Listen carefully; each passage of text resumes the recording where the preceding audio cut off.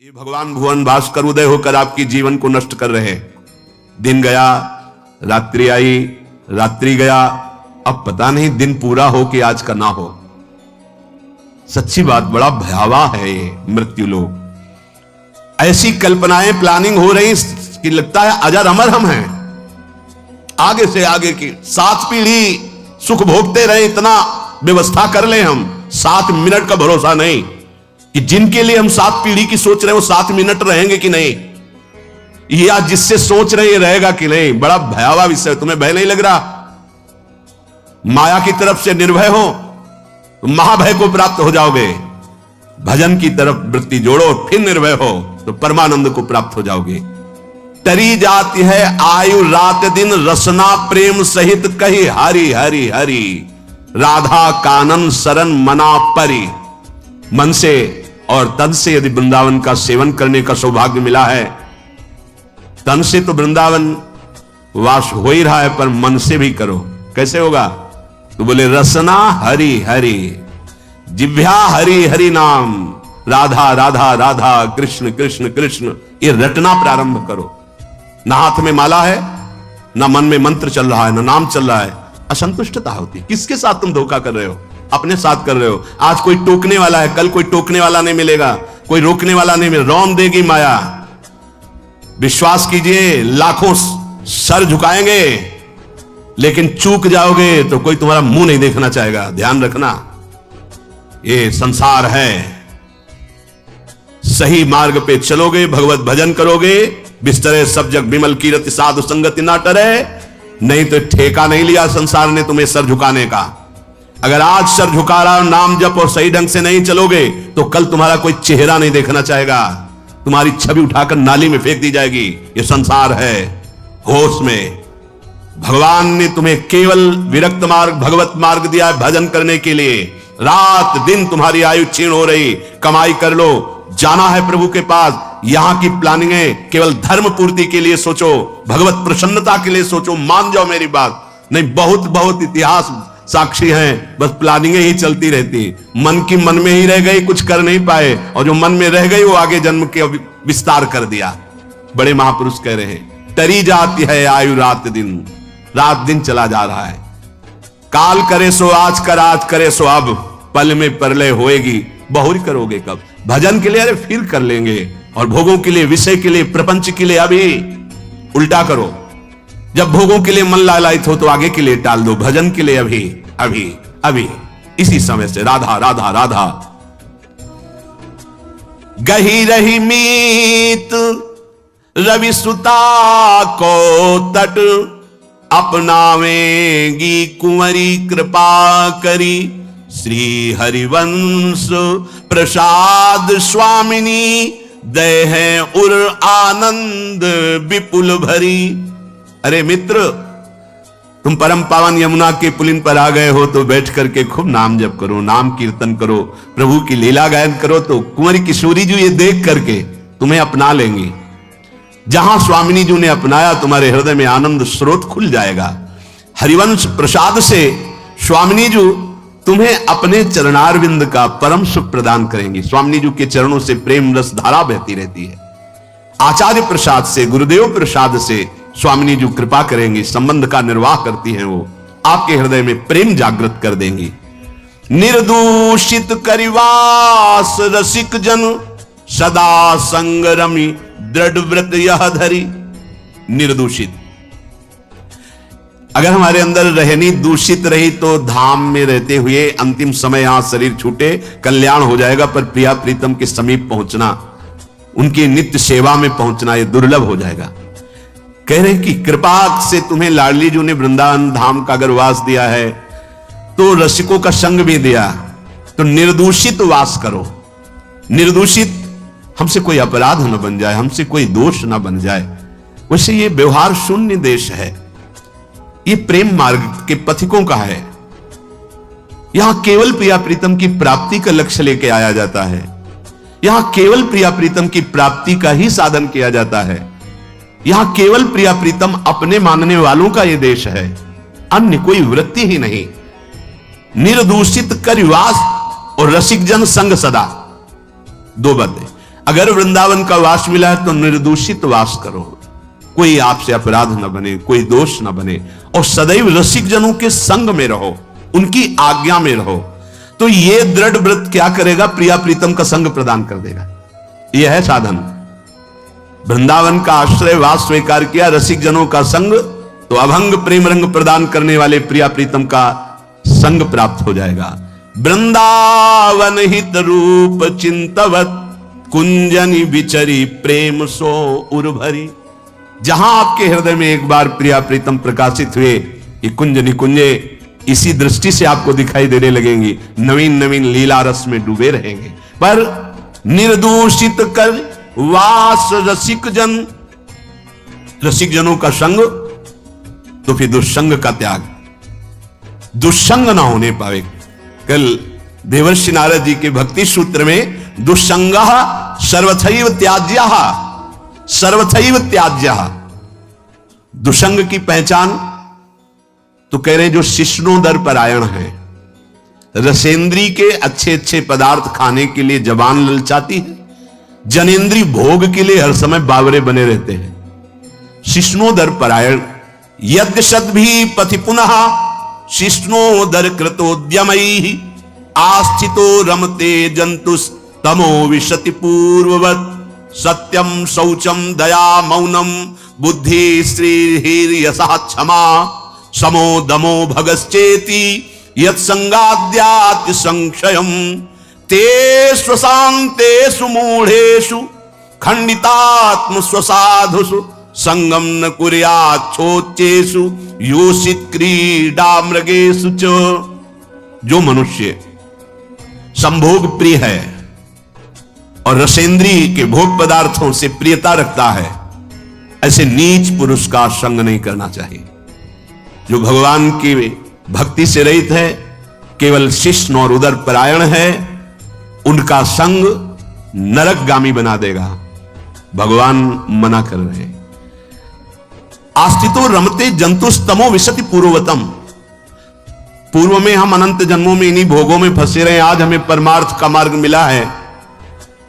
यदि हमने कहीं ऐसे पुरुषों का संग कर लिया तो हमारा परमार्थ बिगड़ जाएगा। सत्यम शौचम दया मौनम बुद्धि श्रीर् यशः क्षमा समो दमो भगश्चेति यत् संगाद्याति संशयम। ऐसे दुष्ट संग से हमारे जीवन में सत्य का अभाव हो जाएगा। सत्य बोलना, सत्य मार्ग में चलना, सत्य चिंतन करना छूट जाएगा। पवित्रता नष्ट हो जाएगी, दया की जगह क्रूरता आ जाएगी, मननशीलता जो भगवत चरणारविंद की होनी चाहिए वो विषयों की होने लगेगी। हमारी बुद्धि, लज्जा, स्त्री, ईश्वर, ये सब भागवतिक सद्गुण नष्ट हो जाते हैं। अतएव दुष्ट संग न करें। ये जो अशांत चित्त है, मूर्ख है, भगवत विमुख है, नष्ट बुद्धि है, ये जो भोगों के खिलौने बने हुए हैं, ऐसे असाधु पुरुषों का कभी भी साधक संग न करे, नहीं तो नष्ट हो जाएगा। दुष्संग का त्याग प्रत्येक साधक को बड़ी सावधानी पूर्वक करना चाहिए। भगवत प्रेम या मोक्ष पदवी जो भी चाहिए वो तभी मिलेगा जब कुसंग का त्याग हो जाए। भगवान श्री रामचंद्र जी ने तो विभीषण जी से कहा कि बरु भल बास नरक करताता दुष्ट संग जन देई विधाता। भगवान चाहे तो नरक का बास दे दे, अच्छा है, पर दुष्ट का संग ना मिले।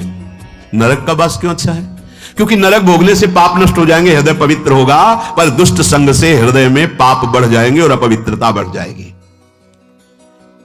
दुष्ट संग बड़ा दुर्भाग्य उदय होता है तब मिलता है, जैसे बड़ा सौभाग्य उदय होता है, भगवत कृपा होती तब साधु संग मिलता है, ऐसे बड़ा दुर्भाग्य उदय होता है तब दुष्ट संग मिलता है। इंद्रियों का कोई भी विषय, अभी तक तो बाहरी दुष्संग की बात, अब कह रहे हैं अंदर दुष्संग की बात। व्यक्ति जनित दुष्संग और वृत्ति जनित दुष्संग। अब अंदर की बात, इंद्रियों का कोई भी विषय जो हमारे मन को प्रिया लाल से अलग करके, सतमार्ग से अलग करके भोग लालसा पैदा कर दे, पाप लालसा पैदा कर दे, गंदे विचार बढ़ा दे, हमारे भगवत प्राप्ति से हमारे चित्त को चलायमान कर दे, वो दुष्संग है। वृत्ति का बड़ा सावधानी की जरूरत है। ये भगवत प्राप्ति का मार्ग चलना थोड़ा कठिन है, भगवत प्राप्ति नहीं कठिन है, क्योंकि हमारी वृत्तियां उसी में फंसी रही है। तो ऐसे सत्संग 10 वर्ष सुनो, और हमें लगता है कि अगर सही दुस्संग हो जाए तो 10 दिन में पूरा 10 वर्ष का चैप्टर बदल देगा। तो 10 वर्ष का सत्संग काम उतना नहीं किया, क्योंकि 10,000 जन्मों से हम दुस्संग में ही रहे हैं। तो जहां दुस्संग मिला तो मन राजी हो जाता है, यार बहुत जल चुके, 10 वर्ष हो गए। भगवत प्राप्ति के मार्ग से हमारे चित्त को चलायमान कर देने वाला दुस्संग हमारे पास भेजा जाएगा। बात समझना, माया ऐसे पार्षदों को भेजेगी, बहुत सावधान। अपने जीवन को केवल इसीलिए प्रारंभ हुआ था, प्रियालाल के लिए ही हमारा जीवन। हमें हर्षित नहीं होना किसी भी पद, व्यक्ति, वस्तु, स्थान में। अगर हर्षित हो गए तो मन फिर प्रियालाल में लगना बड़ा कठिन हो जाएगा। ये बालू का बांध है, एक बार फूटा तो दोबारा बनाना बड़ा मुश्किल है। सावधान, हमें ना कोई ऐसी चेतन वस्तु या जड़ वस्तु का दृश्य देखना है जो हमारे अंदर भोग वासना पैदा कर दे। जड़ के देखने से भी होता है क्या? हाँ, चित्र जड़ ही तो है। जो आप चलचित्र देख रहे हो जड़ ही तो है ना, उसमें कुछ हो थोड़ी रहा है, वर्तमान में थोड़ी हो रहा है, वो तो चित्र है। लेकिन वो चित्र तुम्हारे चित्त को बलात् आकर्षित करके भोगों में फंसा देगा। बहुत सावधान। ना कोई चैतन्य वस्तु। संगम त्यजेत मिथुन वृत्ति नाम मोक्षो। मैथुन धर्म से युक्त किसी भी प्राणी पर दृष्टि जाए तत्काल मानसिक प्रणाम करके हटा लीजिए। दोबारा दृष्टि गई तो पतित हो जाओगे, संकल्प विकल्प होने लगेगा।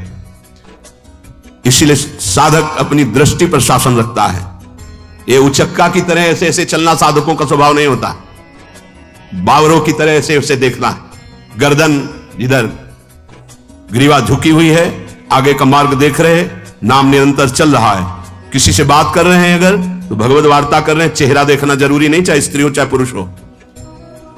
जब आपको पता है कि हमारे पूज्य जन है तो हम उनका दर्शन करते, नहीं तो चरणों तक सीमित है। ऐसे बात की चल लिया, कोई भी रूप हमारे नेत्रों ने नहीं पकड़ा तो प्रियालाल के रूप में तन्मयता बढ़ेगी। बड़ी सावधानी से। एक नैमिषारण्य के संत भगवान थे, वो कभी नहीं देखते थे किसी की तरफ, बस ऐसे जैसे पूज्य श्री हरि बाबा, ऐसी ही दृष्टि है। अगर बात करते तो उड़िया बाबा की तरफ देखकर बात करते थे, अन्यथा ऐसे रहते थे।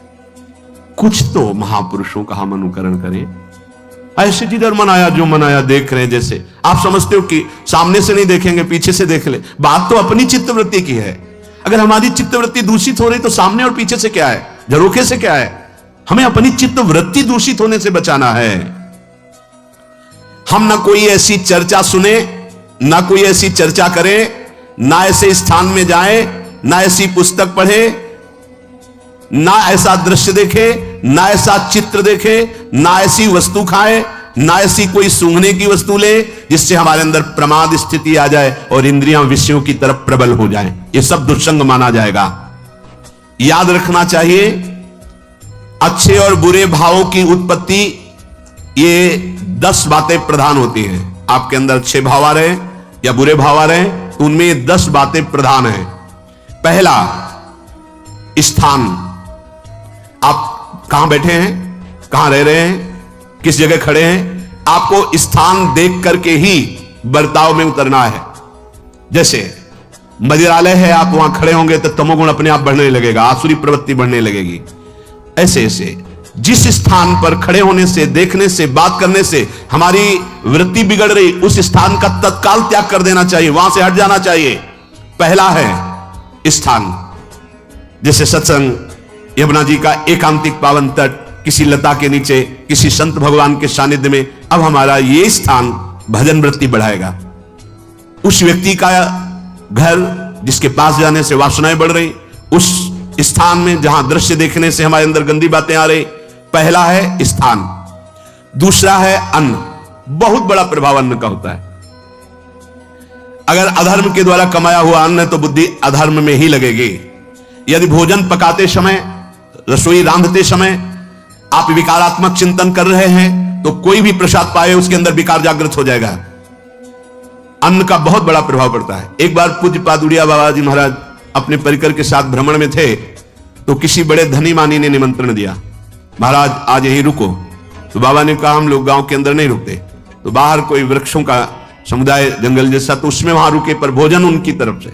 भोजन सबने पाया। जब सुबह हुआ तो महात्मा जन, साधक जन एक दूसरे की तरफ देखे और बोले, आज तो हमको बड़ा दोष हुआ, गंदा स्वप्न आया और हमारा संयम बिगड़ गया। बोले, ये तो हमको भी हुआ, जितने थे सबको हुआ।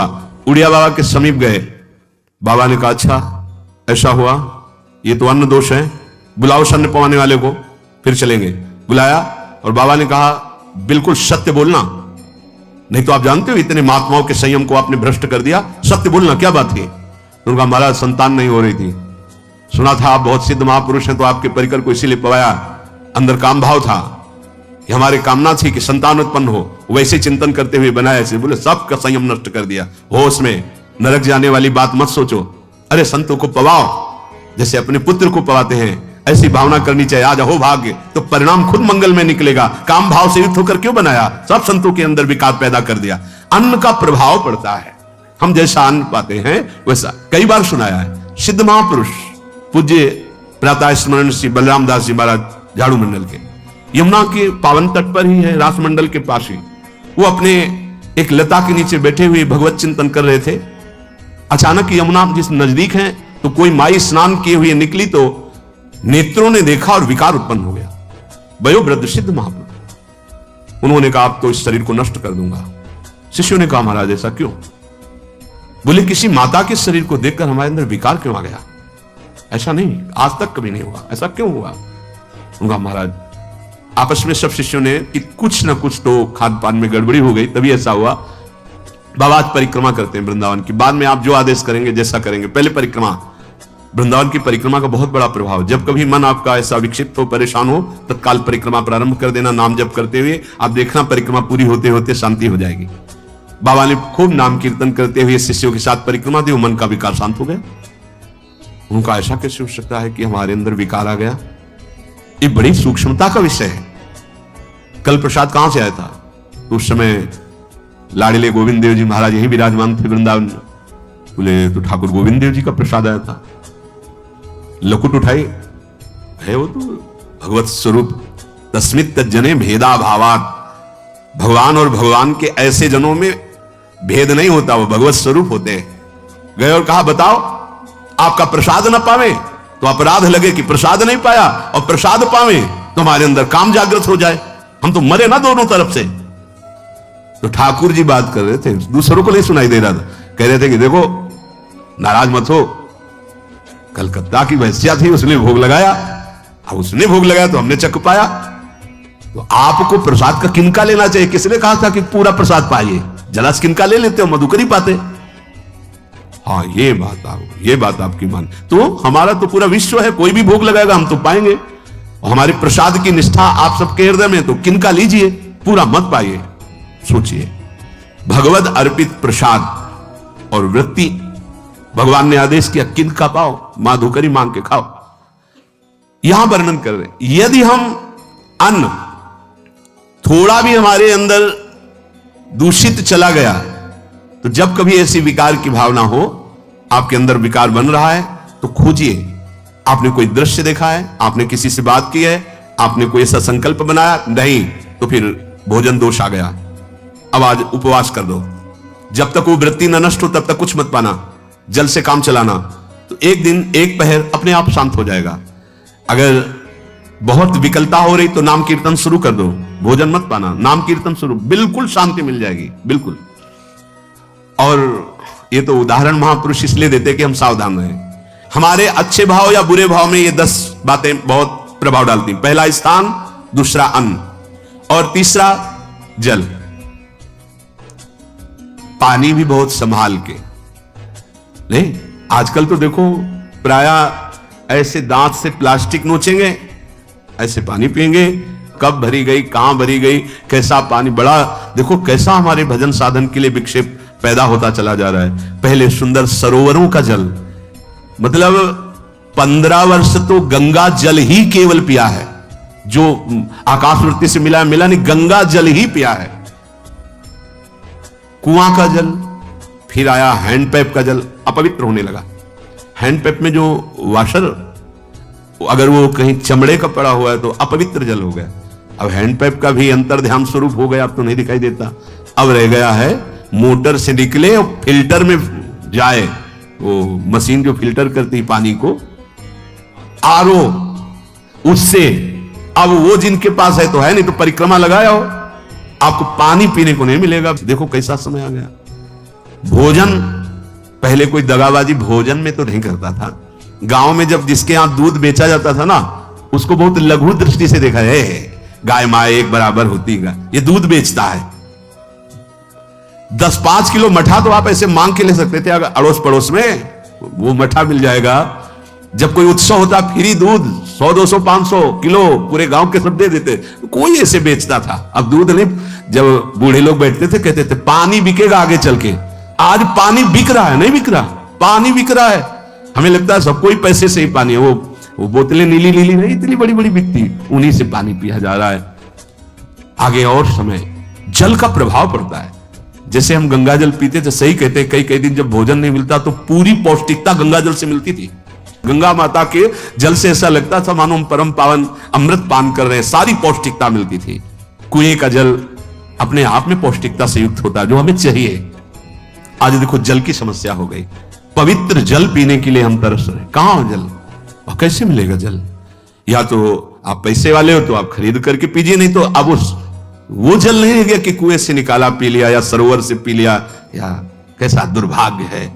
जल का बहुत बड़ा योग है साधना में। जैसे स्थान का तो परम पावन वृंदावन धाम, अन्न का तो अब हम भगवत प्रसाद पाते हैं, तो जल का बहुत बड़ा योग है। आज दूषित होता चला जा रहा है, क्योंकि अब हाथ की बात नहीं रह गई है कि आप सुंदर कुआं से जल लें या सरोवर से जल लें या आप नदी से जल लें। हाँ, स्वामी जी के लिए लिखा हुआ है कि रोज यमुना स्नान और रोज यमुना जल ही पान।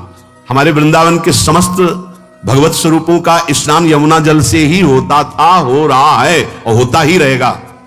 बिहारी जी के लिए आज भी कलश में भरकर यमुना जल ही जाता है। तो कपड़ा से ऐसे ढक के जब हम 2 बजे परिक्रमा देते थे तो एक महाभागवत है, वो किसी को छूते नहीं, दूर से कहते छूना मत, बिहारी जी के लिए जल जा रहा है, स्नान के लिए बिहारी जी का। फिर चौथा है आपका परिकर, जहां पर रह रहे हैं वो समुदाय, चाहे परिवार हो या आप समुदाय, वो कैसा है, रजोगुणी है, तमोगुणी है, सतोगुणी है या त्रिगुणातीत भागवतिक है, उसका प्रभाव पड़ेगा। 5वां है आपका पड़ोस, आसपास वाले घर, जैसा है वैसा प्रभाव पड़ेगा आपके ऊपर। पड़ोस निंदनीय है तो बंधन से युक्त होना पड़ेगा। लंका के पड़ोस में रहने के कारण अगाध महिमा वाले समुद्र को बांध दिया गया, रघुनाथ जी ने पुल बांधा और दंड देने के लिए तैयार हो गए थे सरकार, अग्निबाण संधान कर लिया था, पड़ोस के कारण ही तो ना, पड़ोसी रावण था। इसीलिए आस पड़ोस का बड़ा प्रभाव पड़ता है। फिर अगला है दृश्य, इस पे बहुत सावधानी की जरूरत है। ये मोबाइल भगवान चल गए हैं, बहुत विस्तार से चल गए हैं। अब कोई छोटा मोबाइल रखना नहीं चाहता, सब वो स्क्रीन वाला रखना चाहते, टच मोबाइल। दृश्य से बचो, बच्चों, जवानों, बूढ़ों, सबकी वृत्ति जो माया आकर्षित करती, जो दृश्य हम देखने के लिए अंदर से उल्लसित है, वो मोबाइल में सब है, चाहे भागवतिक और चाहे सांसारिक। तो भाई देख लो, गुण दोष में संसार है। अगर आप दोष ग्रहण करना चाहते हो तो दोष ले लो, गुण तो गुण। बहुत बहुत खतरनाक विषय है और बहुत लाभदायक विषय है। किसी संत की वाणी एक बार समझ में नहीं आई, अगर हम 10 बार सुने तो समझ में आ जाएगी, ये लाभदायक है। कभी कोई किसी से बात करनी, पहले जाए तो पोस्ट कार्ड चलते थे, एक कार्ड, वो 15 पैसे का इतना बड़ा वाला आता था, 25 पैसे का बंद वाला लिफाफे में आता था, नीले नीले कागज का 15 पैसे वाला कार्ड, उसमें चिट्ठी जाती थी महीनों में। कभी यहां 1 मिनट में अमेरिका से बात कर लो, कितनी बढ़िया बात हो गई। उसका दुरुपयोग ना करो। अब हमारी इतनी चंचल वृत्ति है कि दुरुपयोग करने के लिए उत्साह बढ़ जाता है। बोले अब सब काम हो गया है, अब एकांत सेवन कर रहे हैं, अंदर से सिटकनी बंद और मोबाइल भगवान का संग शुरू। 2-4 मिनट सत्संग और अच्छे दृश्य देखे, फिर बगले में वहां सब होता है कि आप बस उसको ऑन कीजिए, फिर जो मनोरंजन शुरू होता है, फिर उपासक मिटिया मेट हो जाता है। ये बहुत सावधानी की बात कह रहे हैं। वैसे हमें लगता है यदि आपको इस बड़े कार्य वाले ना हो तो छोटा मोबाइल रखे तो अच्छा रहता है। तो इसलिए ये एक ऐसा कलयुग भगवान ने रचा है कि बचा पाना बड़ा मुश्किल है। इससे वृत्ति को बचाओ, जो बचा ले गया वो आगे साधना कर सकता है। बहुत सावधान बच्चों, हमें लगता है यदि आपका मन चंचल हो, आपके शासन में ना हो, तो स्क्रीन वाला मोबाइल अपने माता पिता को दे देना चाहिए। और हम कहते रखो, छोटा वाला रखो, कभी कोई आपत्ति विपत्ति या सूचना देनी हो, बढ़िया काम करता है। जरूरी नहीं है इतना बड़ा लेके चलना। हाँ, अगर आपको बहुत राजकीय विभाग के कार्य हैं तो बात अलग है कि कौन सी सामान कहां कैसे, तो वहां से वीडियो भेज रहा है, वो चेक कर रहा है, यस हाँ ठीक है अब चलाओ। अपने को क्या काम है? सत्संग अगर सुनना है तो सत्संग सुनने के अलग यंत्र आते हैं, चला दो उसमें, वो इतनी बड़ी लगती है, उसमें चिप पेन ड्राइव ऐसे लगा दो और सत्संग सुनो। जरूरी वो दृश्य वाला रखो। यहां कहने दृश्य, अगर गलत दृश्य देखा तो बावरे बन जाओगे और अच्छा दृश्य देखा तो भगवान के मार्ग के पथिक बनोगे। तो देखो, अच्छे दृश्य में भी दोष दर्शन की वृत्ति की गुंजाइश है। जैसे कोई लीला हो रही है, लीला के पात्र, जैसे हमारे ब्रजमंडल में रास लीला होती थी, ऐसे 12 वर्ष 13 वर्ष के लीला पात्र, सब नव किशोर, जहां भाव ही बने रोते रहो। अब वहां बड़े बड़े लीला पात्र हैं, अगर हमारी भावना शासन में नहीं है तो वहां हम अंग प्रत्यंग के दर्शन से हमारी हाव भाव वहां जो हो रहा है उससे हमारी वृत्तियां बिगड़ जाएंगी। जब छोटे छोटे लाडली लाल परस्पर खेलते हैं तो केवल आशीर्वाद देने का, रोने का मन होता है। अगर आप लीला भी देख रहे हैं तो बहुत सावधानी की जरूरत है, क्योंकि वो चिदानंद शरीर नहीं है, पांच भौतिक शरीर। हमारी दृष्टि पंचभूत में लगी हुई है। नाम जप करो, लीला गायन करो, फिर देखो जो लीला है, यही जीवन का परम सुख मिलेगा। सच्ची मान लीजिए। बस हम बार बार ये कहते हैं, मोबाइल का सदुपयोग कीजिए, दुरुपयोग नहीं। मोबाइल बुरा नहीं, उसका प्रयोग बुरा है। दृश्य और साहित्य, वैसे ही मनोवृत्तियां फिसलने वाली हैं, और जब ये आ गया कि फिसलाने में कितना लाभ है तो ऐसा कोई साहित्य और आलोचना, ऐसी कोई वार्ता ना करे जिससे हमारे अंदर गंदे भाव में, यदि अच्छी चर्चा करते तो अच्छे भाव आते। देखो अभी ऐसी कोई भावुक चर्चा होने लगे तो सबका हृदय द्रवित हो जाएगा, और गंदी चर्चा हो तो हमारा हृदय विकार युक्त हो जाएगा। और कार्य, आप जो कार्य करते हैं उसका प्रभाव आपके मन के ऊपर पड़ता है। और उपासना, आप उपासना भोगों की करते हैं या योग की करते हैं, ये 10 से भाव बनते हैं और 10 से भाव बिगड़ते हैं। स्थान, अन्न, जल, परिवार, अड़ोस पड़ोस, दृश्य, साहित्य, आलोचना, आजीविका का कार्य और उपासना। यदि ये भागवतिक हुए तो आपके अंदर भगवत भाव बढ़ेगा, और यदि ये रजोगुणी तमोगुणी हुए तो आपके अंदर आसुरी भाव बढ़ेगा। इन 10 से सावधानी पूर्वक व्यवहार होना चाहिए। जैसे आस पड़ोस में है तो बड़ी सुविधा है, यहां कोई किसी से मतलब नहीं रखता, बगल वाला कौन है ना, किसी से मतलब, ये बढ़िया है। ज्यादातर गांव में होता है। अपने यहां ये अच्छा है कि जैसे आप अपने कमरे में गए, किसी से कोई मतलब नहीं है, वैसे ऐसा ही जीवन रखना चाहिए। अड़ोस पर ये ज्यादा जो व्यवहार मित्रता बढ़ाने वाला विषय, ये धाम में नहीं है, वृंदावन में ऐसा नहीं व्यवहार रखना चाहिए। आपके पड़ोस में कौन रख रहा है आपका परिचय नहीं होना चाहिए, कौन कौन रह रहा है आपकी जानकारी नहीं होनी चाहिए। नजर नीची की, अपने कुटिया में गए, अपने ठाकुर जी से मतलब, अपने भजन से मतलब, ना पड़ोसी को कुछ देना चाहिए ना लेना चाहिए। बात समझ लेना। जैसे आज उत्सव है, उनको हम बुलाते हैं, वो हमारे यहाँ, ये व्यवहार यहाँ नहीं है। बनवासी हो, ठाकुर का भोग लगाया, अगर आपको बांटना है तो बाहर निकलो, आधा किलोमीटर दूर ऐसी जगह बांटो जो तुम्हें राधे श्याम दोबारा ना बोले, फिर वो तुम्हें बुलाएगा, फिर वो बैठेगा, फिर प्रपंच की बातें होंगी, निंदा स्तुति की होंगी, फिर बड़ी संगोष्ठी होती है, पता चलता है। क्या फायदा ऐसे जीवन से? आप वनवासी हो, समय एकांत में दीजिए, अपनी कुटिया में बैठिए, नाम जप कीजिए, निकलिए, सत्संग सुनिए, ठाकुर दर्शन कीजिए, परिक्रमा कीजिए, फिर अपनी कुटिया में। ज्यादा व्यवहार में नहीं उतरना चाहिए, ये वनवास है, वृंदावनवास।